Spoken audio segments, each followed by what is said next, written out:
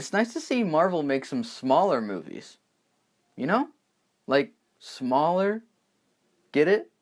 Like Ant-Man? Hmm?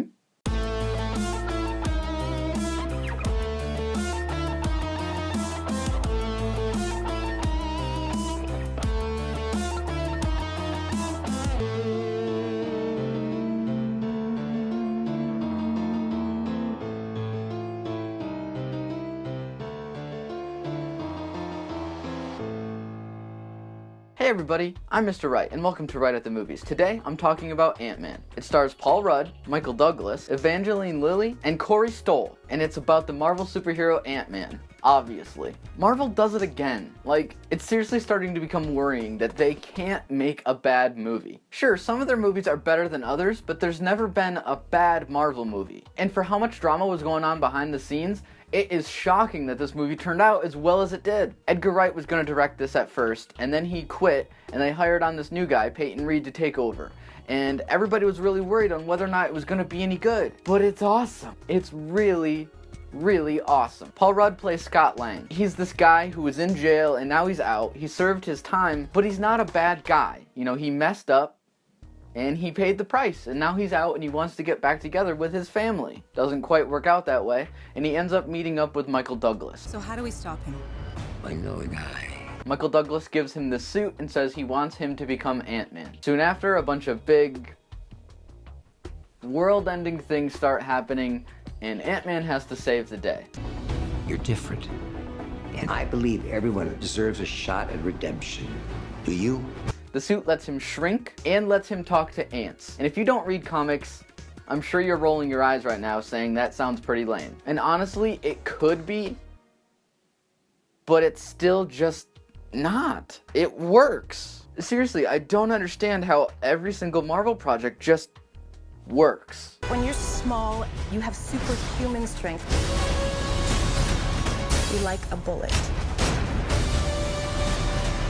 Marvel's been trying different genres. There's like tech thriller, political spy thriller, space opera, Thor, and now Ant-Man is their first heist movie. And I love heist movies. They're really awesome. It's really fun. And to have that wrapped around a superhero story was also just so fresh and fun. But note that I'm saying that this is a heist movie and not an action movie, because this movie's very slow. There's way more character dialogue and character analysis stuff rather than punching and kicking. Are you ready to become a hero? You get to know everyone very well. You get to know their backstories, you get to know why they are who they are. And it's not just pointless, like, character stuff. Like, it matters to the overall plot. It's beautiful on how everything works. They really couldn't have cut very much. My days of breaking into places and stealing stuff are over. What do you want me to do? I want you to break into a place and steal some stuff. Makes sense. It's refreshing after a movie like Age of Ultron to really hone it in and make a smaller, more compact movie. Get it? Small, compact. It's another Ant-Man joke. You get it. Paul Rudd is perfect for Scott Lang. Similar to how Robert Downey Jr. is perfect for Iron Man, Paul Rudd is like the perfect guy to play Scott Lang. Funny, but also has a bit of this dark side. You know, he's messed up, but he's trying to make it better. But overall, he has this big heart, and he cares for everyone. Michael Douglas plays Hank Pym, the original Ant-Man, and he also is really awesome. Evangeline Lilly is so cool, I wish the movie was actually about her. So you need to know how to punch. You want to show me how to punch? Show me how to punch. That's how you punch. And Michael Pena is just hilarious as the comic relief. The cast is phenomenal. Whenever Ant-Man shrinks, also just beautiful cinematography. They're using these macro lenses to get these really low angle, huge shots. Some of it was done practically with really awesome cameras, and some of it was of course done with CGI, but it's all so flawlessly put together. You really believe that this guy is shrinking. And these are your greatest allies. You're kind of cute. Whoa.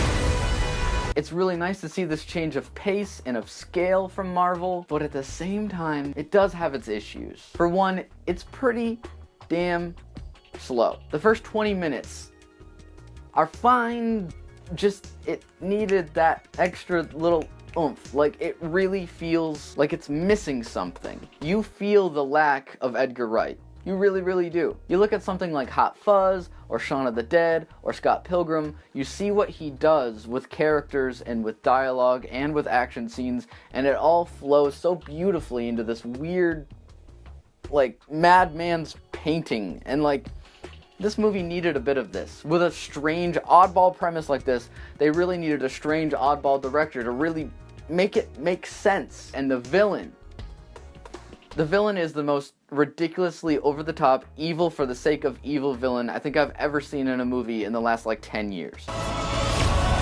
You're just a thief! He's just evil. Like, that is it. Marvel struggles with villains so often, and I really still hope that one day we can have a great Marvel villain. But Yellow Jacket is not him. Seriously, he's one step away from having a big curly mustache to twirl. It's awful.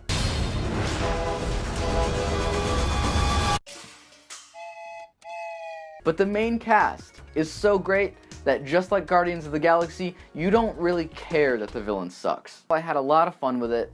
I'm gonna give it 1 thumb up. Did you see Ant-Man? What did you think? Comment down below. Thanks for watching, guys. I'm Mr. Wright. Please remember to like, comment, and subscribe, and I'll see you guys next time.